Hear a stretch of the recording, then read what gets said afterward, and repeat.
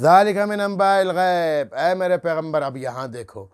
یہ جو دوسرے لوگ ہمارے بھائی ہیں جو اللہ کے نبی کو عالم الغیب مانتے ہیں، وہ سنیں ذرا غور سے۔ ذالک، یہ چیزیں یہ جو ابھی بتائی گئیں، یہ حضرت مریم کے بارے میں، حضرت زکریہ علیہ السلام کے بارے میں، حضرت یحییٰ علیہ السلام کے بارے میں، یہ ساری چیزیں اللہ فرماتے ہیں ذالک من انباء الغیب، یہ سب غیب کی خبریں ہیں۔ ذالک، یہ سب کچھ، من سے، انباء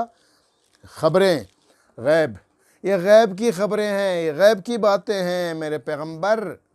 اور آپ کو تو غیب آتا نہیں ہے،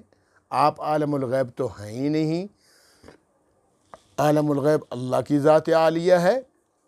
تو پھر آپ کو کیسے پتہ چل گیا؟ نوحیہ الیک، ہم غیب کی خبریں آپ کو بتاتے رہتے ہیں، ہم وحی کرتے رہتے ہیں۔ نوحی، ہم وحی کرتے ہیں ان باتوں کو، الیک، آپ کی طرف، ہم ان باتوں کو آپ کی طرف وحی کرتے ہیں، فرشتے کے ذریعے آپ کو بتاتے ہیں کہ فلاں زمانے میں یہ ہوا، فلاں وقت میں یہ ہوا، فلاں وقت میں یہ ہوا، یا فلاں وقت میں یہ ہوگا،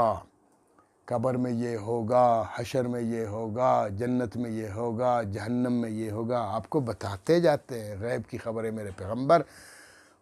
دوسری جگہ اللہ تعالیٰ فرماتے ہیں نا، کل لا عالم الغیب، کل میرے پیغمبر آپ کہہ دیجئے لا عالم، میں نہیں جانتا الغیب، میں غیب کی خبریں نہیں جانتا بھائی، اللہ تعالیٰ مجھے بتاتے ہیں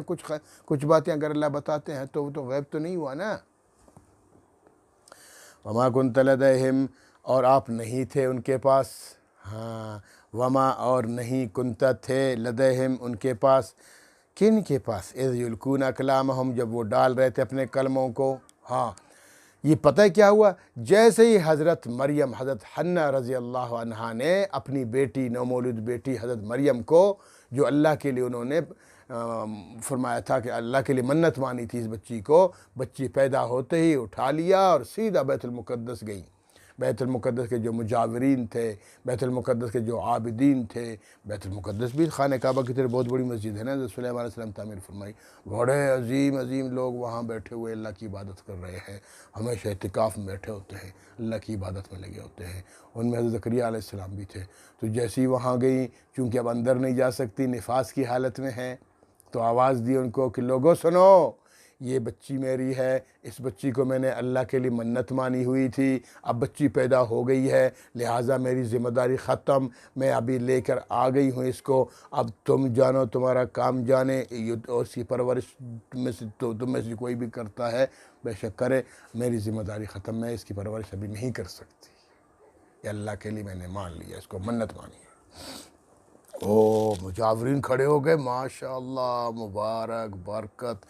بڑی بابرکت بچی ہے۔ ہر بندہ یہی کہتا تھا، ہر مجاور، ہر عابد یہی کہتا تھا کہ اس کی کفالت میں کروں گا، اس کی پرورش میں کروں گا، پھر اللہ کے نزدیک میں بڑا ہو جاؤں گا۔